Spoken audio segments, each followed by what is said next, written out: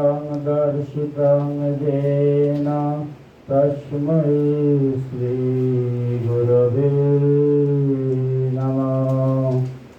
ॐ नमो भगवते वासुदेवाय। ॐ तत्सत्। 274তম গীতা সেমিনারে শ্রীমদ্ ভগবদ গীতায় অহংকার প্রসঙ্গ প্রবন্ধ উপস্থাপনের মহেন্দ্রক্ষণে মঞ্চে উপবিষ্ট পরম শ্রদ্ধাভাজন পূজনীয় সভাপতি শ্রীযুক্ত বিনীত কুমার চক্রবর্তী, আচার্য গীতা পাঠচক্র, শ্রী শ্রী গীতা মন্দির পুরাণল্যান্ড সিলেট, আমার সশ্রদ্ধ প্রণাম। আজকের অনুষ্ঠানের প্রধান অতিথি পরম শ্রদ্ধাভাজন আমার অত্যন্ত প্রাণপ্রিয় শ্রীযুক্ত বকুলচন্দ্র পাল মহোদয়, বিশিষ্ট ভাগবত পাঠক, শ্রীমঙ্গল মৌলিবাজার। আজকের প্রবন্ধের উপর যারা বিদগ্ধ আলোচনা করবেন শ্রীযুক্ত শিলা তালুকদার, এর পক্ষে মৌমিতা পাল মহোদয়া, শ্রীযুক্ত গোপীনাথ দাস মহোদয়, শ্রীযুক্ত মিহির বিকাশ দেবরায়। তাদের প্রত্যেকেই আমরা অত্যন্ত মধুর কর্মময় জীবন আমরা শুনেছি। মঞ্চে আমার সম্মুখে উপস্থিত আছেন গীতা মন্দিরের যিনি কর্ণধার, পরম ভক্তপ্রবর ভক্ত চূড়ামণি, আমার অত্যন্ত শ্রদ্ধাভাজন সভাপতি মনোজ বিকাশ দেবরায়, এবং যিনি সঞ্চালন করে গেলেন একটু আগে শ্রী শ্রী গীতা মন্দিরের সম্পাদক পরম জ্ঞান তপস্বী শ্রীযুক্ত অশোক রঞ্জন চৌধুরী সহ আমার সম্মুখে আমার পিতৃব্য ভাতৃস্থানীয় মাতৃমণ্ডলী সূত্রী নারায়ণগণ আত্মজ্ঞানে সকলকে আমার প্রণতি জ্ঞাপন করছি। আমার মতো অধম জ্ঞানহীন ভক্তিহীন শ্রীমদ্ ভগবদ গীতার বিষয়ে প্রবন্ধ উপস্থাপন করার মতো কোনো জ্ঞান যোগ্যতা ভক্তি আমার কিছুই নেই। তো আসলে পরম শ্রদ্ধাভাজন আমার অগ্রজতুল্য গীতা মন্দিরের সভাপতি শ্রীযুক্ত মনোজ বিকাশ দেবরায় যখন আমাকে বলছেন প্রবন্ধ লিখতে হবে, আমি মনে করি এটা আদেশ। উনি আমার ছোটবেলা থেকে আমাকে এইভাবে বলেন, তো আমি মনে করি আদেশটা শুধু পালন করেছি। আমার অনেক ভুল হবে, ভ্রান্তি হবে। তো আমি অত্যন্ত আনন্দিত, কারণ এখানে যারাই উপস্থিত আছেন বিজ্ঞ সভাপতি, প্রধান সচিব, বিজ্ঞ আলোচক এবং সম্মুখে যারা আছেন সবাই এক একজন সূর্যের মতো। সংখ্যায় হয়তো কম হতে পারে, নক্ষত্র অনেক থাকতে পারে, কিন্তু সব নক্ষত্র আলো ছড়ায় না। এক সূর্যের পৃথিবীকে আলো ছড়িয়ে দেয়। তো আজ অনেক সূর্য এখানে উপস্থিত হয়েছে। আমার মতো অন্ধকারাচ্ছন্নদের চাঁদ চন্দ্রকে তাদের আলোয় আলোকিত। তাই সকল ভক্তদের চরণ ধুলি মাথায় নিয়ে আমার প্রবন্ধের অনেক ত্রুটি বিচ্ছুটি থাকবে। বিজ্ঞ আলোচকদের আলোচনায়, প্রধানমন্ত্রীর আলোচনা, সেটা বেশ উঠবে, আমিও শিখতে হব। ভক্তদের চরণ ধুলি মাথায় নিয়ে আজকে আমি সকল ভক্তদের সম্মুখে 274তম গীতা সেমিনার শ্রীমদ্ ভগবদ গীতায় অহংকার প্রসঙ্গ আমি জয়ন্ত কুমার ভট্টাচার্য, প্রভাষক, the birth residential model school and college, প্রতিষ্ঠাতা নৈমিষারণ্য সনাতন ধর্মীয় শিক্ষা গবেষণা পশ্চিমবঙ্গ প্রতিষ্ঠানের পক্ষ থেকে আমি প্রবন্ধ উপস্থাপন করছি। শ্রীমদ্ ভগবদ গীতায় অহংকার প্রসঙ্গ উপক্রমণিকা। শ্রীমদ্ ভগবদ গীতা স্বয়ম্ভূ, সর্বত প্রসারী, শতপূর্ণা। এ বিশ্ব চরাচরে সৃষ্টির মূলেই রয়েছেন অনাদির আদি সর্বকারণের কারণ সচিত আনন্দময় ভগবান শ্রীকৃষ্ণ। তিনি লীলাচ্ছলে পূর্ণ ব্রহ্ম হয়েও মনুষ্য রূপে দাপরে অবতীর্ণ হয়ে সনাতন ধর্মের শ্রুতি ও স্মৃতিশাস্ত্রের সার বস্তু ও মানব জীবনের ইহকালে সুখ শান্তি এবং পরকালে মুক্তির পথ প্রদর্শনকারী শ্রীমদ্ ভগবদ গীতায় ভক্ত অর্জুনকে উপদেশার্থে বিশ্ববাসীকে অমৃতময় তত্ত্ব প্রদান করেন। শ্রীমদ্ ভগবদ গীতায় বিভিন্ন তত্ত্বকথার মধ্যে বিশেষভাবে উল্লেখযোগ্য ও তাৎপর্যপূর্ণ সংবাদ হল মানব জীবন ধ্বংসের অন্যতম কারণ তথা ভক্তিপূর্ণ মানুষকে ভালোবাসার মধ্য দিয়ে বা মানব কল্যাণের মধ্য দিয়ে ভগবানের সেবা করতে অন্যতম অন্তরায় হল অহংকার। অহংকারী মানবের দুঃখ দুর্দৈব প্রত্যক্ষ করে করুণার সাগর শ্রী ভগবান হয়ে ওঠে নদী। তাই তো প্রাণ ইন্দ্রাণ ও স্নেহসুধা মাথা কণ্ঠে উচ্চারণ করেন, যত্তেহম প্রিয়মানয় ভক্ষামি হিত তন্ময়া। অর্জুন, তোমাকে ভালোবাসি তাই বলছি। আমরা সেই অমীয় ভালোবাসার অপুরাণ রাগিনীতে অভিষিক্ত হওয়ার অপূর্ব সুযোগটি পেয়েছি। আমাদের আজকের সেমিনারের প্রতিপাদ্য বিষয় শ্রীমদ্ ভগবদ গীতায় অহংকার প্রসঙ্গ। 2. বিশ্লেষণ। ঈশ্বরের দুটি প্রকৃতি, অপরা প্রকৃতি ও পরা প্রকৃতি। পরা প্রকৃতি হল জীবভূতা তথা পরম পুরুষ।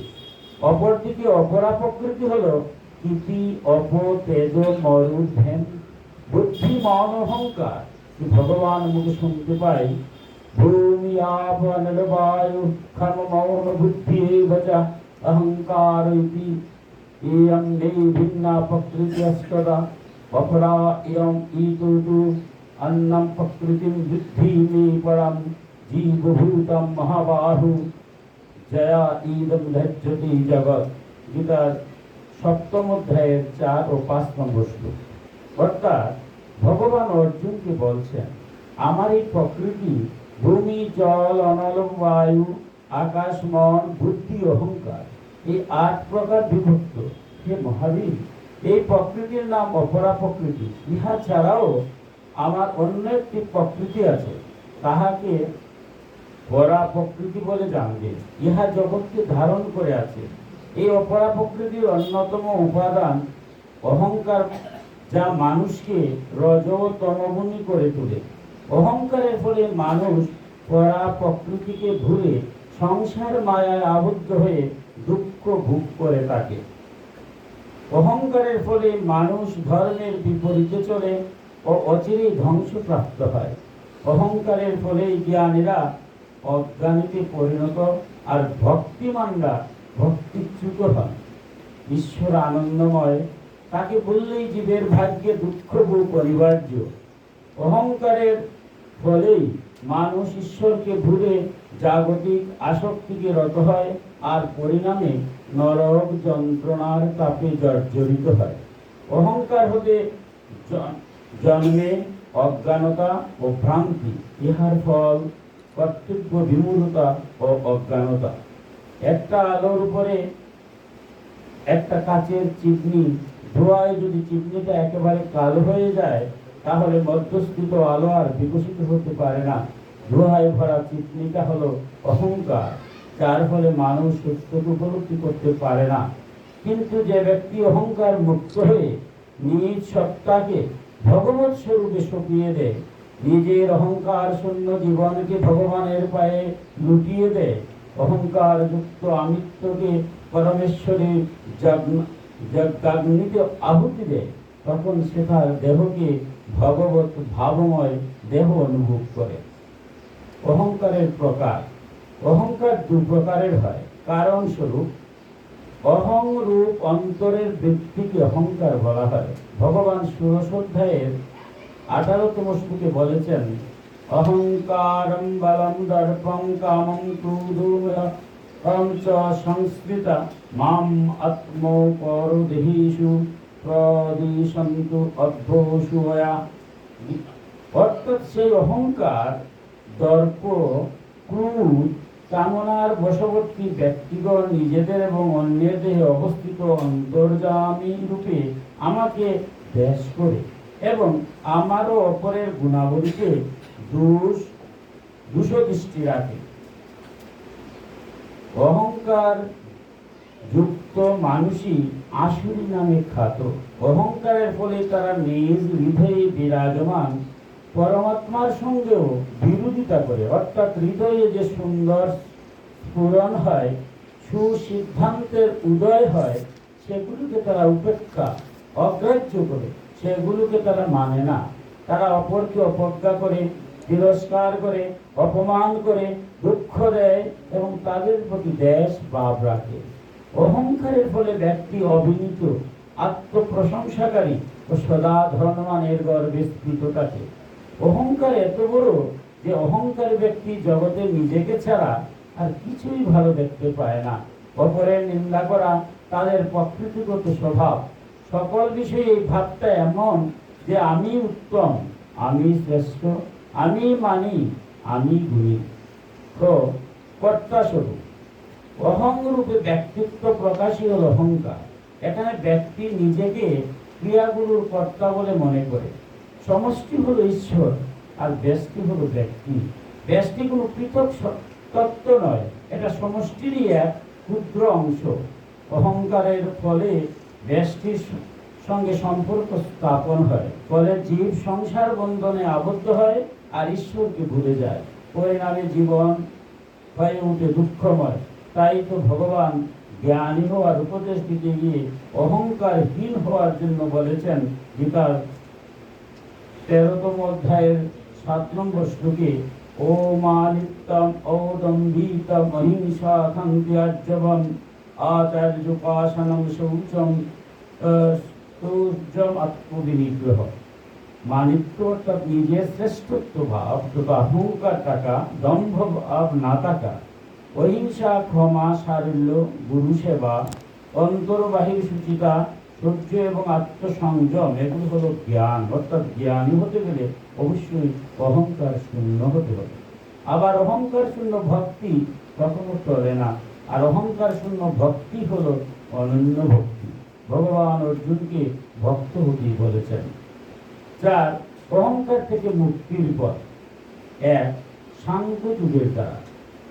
ভক্ত অর্জুন কুরুক্ষেত্রে যুদ্ধে সৈন্যগণ দর্শন করে আত্মীয় স্বজন, গুরু, স্থানীয় ব্যক্তিবর্গকে দেখে ভগবানকে বললেন, হে কৃষ্ণ, আমি জয় চাই না, রাজ্য চাই না, সুখ চাই না, ভোগ চাই না। যাদের নিয়ে জীবনে সুখ, তাদের জীবনের বিনিময়ে সুখ চাওয়া এমন হীন কাজ আমার দ্বারা হবে না। বিধায় হে কৃষ্ণ, আমি যুদ্ধ করতে পারব না। সে ভগবান লিখলেন, অর্জুন আমিত্বরূপ অহংকারে সমাচ্ছন্ন। ভগবান কিং কর্তব্য বিমূঢ় ভক্ত অর্জুনকে বললেন, তুমি দেহরূপ অহংকারে বলছো আমি যুদ্ধ করব না। হে অর্জুন, তুমি কে? তুমি কোথা থেকে আসছো? তুমি শেষে কোথায় যাবে?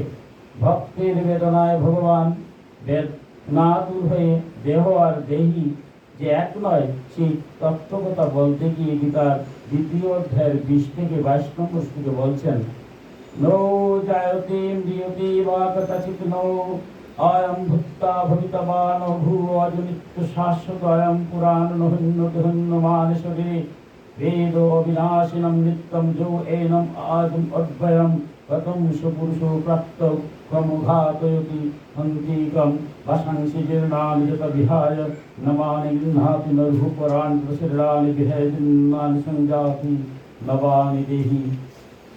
অর্থাৎ আত্মার জন্ম নাই, মৃত্যু নাই, ক্ষয় নাই, বৃদ্ধি নাই।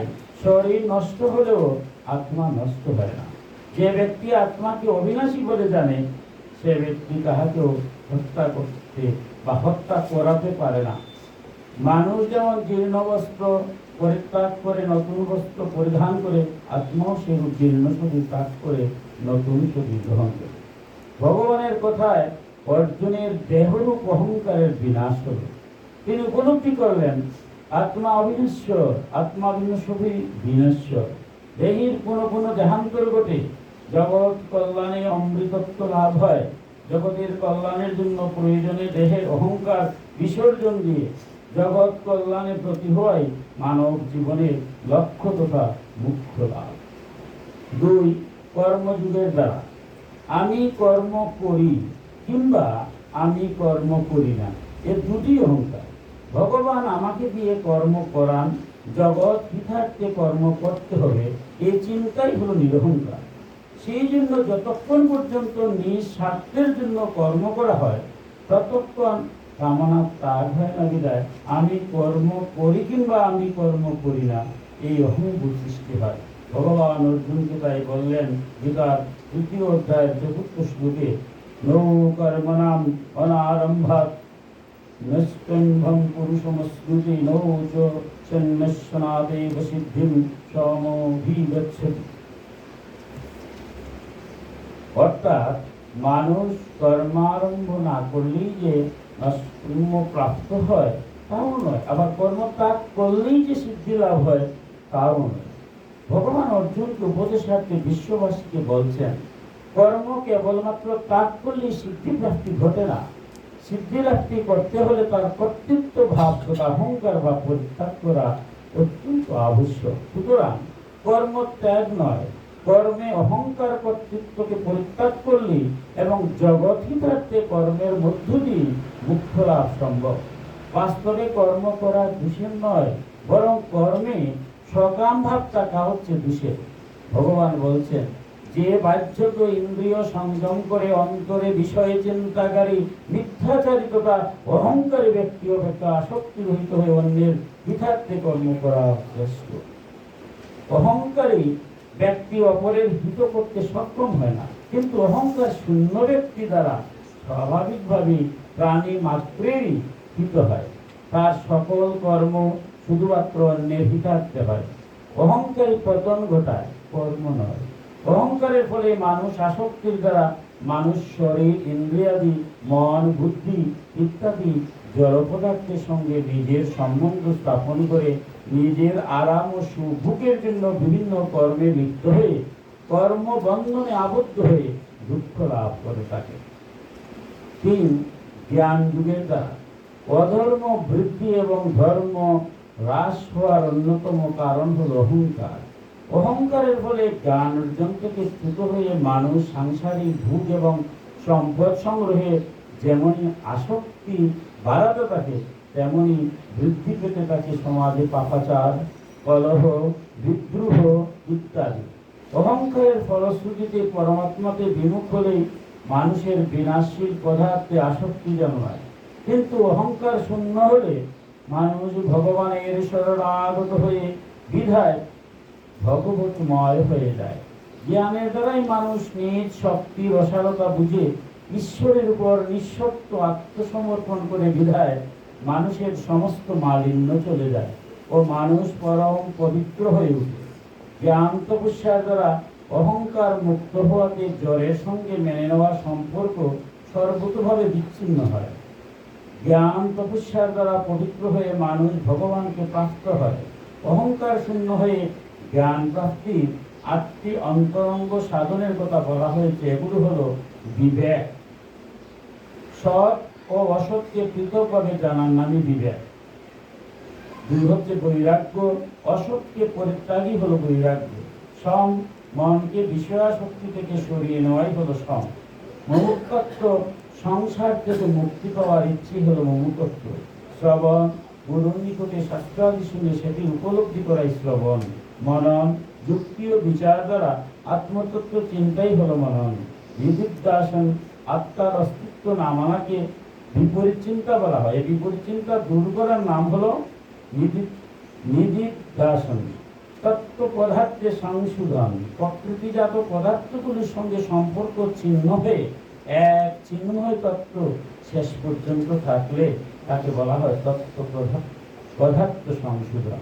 তাই তো ভগবান বলেছেন, নৌহি জ্ঞানের সদৃশ্যম পবিত্রমিহ বিদ্যতে তৎস্বয়ং যুগ সংসিদ্ধ ফলেন আত্মনি উন্নতি। গীতার 4th অধ্যায়ের 38 নম্বর শ্লোক। অর্থাৎ এই মনুষ্যরূপী জ্ঞানের সমান পবিত্রতার আর কোন সাধন নেই। যে ব্যক্তির যোগ ঠিকমতো সিদ্ধ হয়েছে সেই কর্মযোগী পুরুষ এই তত্ত্বজ্ঞানকে আপনি নিজের মধ্যে লাভ করেন। তত্ত্বজ্ঞানের দ্বারাই সমস্ত অহংকার দূরীভূত হয়ে কর্মযোগী যুগ সংসিদ্ধ হন।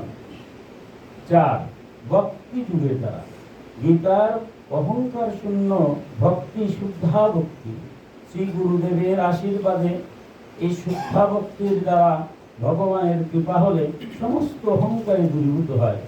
ভক্তি তত্ত্বের মূল কথা হলো বিশ্ব ব্রহ্মাণ্ডে একটি মাত্র তত্ত্ব আছে, আর সেটি হল ঈশ্বর। সকল বস্তুই তার উপর নির্ভরশীল, একমাত্র তিনি চরণাশ্রয়, আর সবই তার আশ্রিত। একমাত্র তিনি পূর্ণ, আর সবই তার অংশ। যিনি সর্বপ্রাণীর প্রতি দেশ সহিত তিনি ভক্ত। ভগবান ভক্তির দ্বারা সকল অহংকার দূরীভূত হয়। ভক্তরা ভগবত কৃপায় তাদের সকল অহংভাব দূরীভূত হয়ে তাদের সাধন সিদ্ধ হয় বলে মনে করে নিজ পুরুষার্থ বা সাধনার চিন্তার দ্বারা নয়। তারা উপায় ও উপেয় উভয়ই ভগবান বলে মনে করে, তারা ভগবানের একমাত্র লক্ষ্য। দেব মনে করে উপাসনা অর্থাৎ জপ ধ্যান কীর্তন আদি করে থাকে। তাই তো ভগবান বলছেন, তেষামহং সমুদ্রত্বা মৃত্যু সংসার সাগরাৎ ভবানী নচিরাত প্রাপ্তময়ী আবেশে চেতসি চেতসাম ময়ীব মনাবিশ্বাত ময়ী বুদ্ধির নিবেশয় নিবশিষ্যসি ময়ীব ঊর্ধ্বম ন সংশয়। গীতার দ্বাদশ অধ্যায়ের 7 এবং 8 নম্বর শ্লোকে ভগবান বলছেন। অর্থাৎ ভগবান অর্জুনকে বলছেন, হে প্রাপ্ত, আমাকে সমর্পিত চিত্ত এই ভক্তদের আমি মৃত্যুরূপ সংসার সমুদ্র থেকে শীঘ্রই উদ্ধার করে থাকি। তুমি আমাকে মন নিবষ্ট করো, আমাকে বুদ্ধি নিয়োগ করো, তাহলে আমাকে করবে, এতে কোনো সন্দেহ নাই। অহংভাবের প্রকাশক অনিত্য ভাব সাধারণভাবে নিজ স্বরূপকে মন বুদ্ধি শরীর ইত্যাদি সহ দেখা হয়, কিন্তু প্রকৃতপক্ষে তা নয়। সাধারণভাবে প্রত্যেক ব্যক্তি অনুভব করে থাকে যে শিশু বয়স থেকে এখন পর্যন্ত শরীর ইন্দ্রিয় মন বুদ্ধি ইত্যাদি সবই পরিবর্তিত হয়েছে, কিন্তু আমি একই আছি। এই আমি অপরিবর্তনীয়, এই আমি হল পরমাত্মার অংশ জীবাত্মা। এই কথাটি জেনে ভক্ত ভগবানের শরণাগত হয়, আর ভগবান কৃপা করে তার সকল অহংকার অহংভাব দূরীভূত করে তার রাতুল চরণে ঠাই দিয়ে ইহকালে শান্তি ও পরকালে মুক্তি দিয়ে থাকেন। মন বুদ্ধি ভগবানে নিবিষ্ট হলে অহংকারের আধার স্বয়ং ভগবানে নিবিষ্ট হয়, এবং পরিণামে আমি ভগবানেরই আর এবং ভগবানই আমার এইভাবে জাগ্রত হয়। এইভাবে নির্বিকল্প অবস্থান হলে অহংভাব ভগবানে লীন হয়ে যায়। আমরা সত্য সত্যই পরম ভাগ্যবান। ভব সংসারের মুক্তির পর শ্রীমদ্ ভগবত গীতার উপদেশের মধ্যে পাই। আসুন আমরা সকলে মিলে তা পান করি আর লাভ করি মুক্তিময় জীবনের পরম আশ্বাস। সেমিনারের শিক্ষা, অহংকার ত্যাগ করলে ভগবানকে লাভ করা যায়। ওম শান্তি, ওম শান্তি, ওম শান্তি। সহায়ক গ্রন্থসমূহ: Sadhak Sanjivani, Swami Ramsukh Das, Gita press, Gorakhpur, Bharat. Gitadhyan Das, Mahanambrata Brahmachari, Mahanambrata cultural and welfare trust, VIP road, Kolkata, Bharat. Shri Gita, Shri Jagadish Chandra Ghosh, presidency library, Calcutta, 73, Bharat. Shri Shri Gita Mandir, Puran land, Sylhet মন্দিরে 24/26 তারিখে গীতা সেমিনারে পঠিত প্রবন্ধ। সবাইকে আত্মজ্ঞানে আবার আমার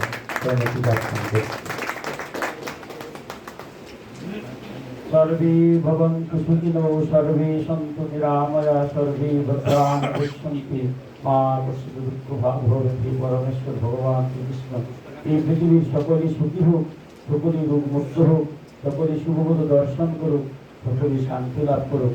ওম শান্তি, ওম শান্তি, ওম শান্তি।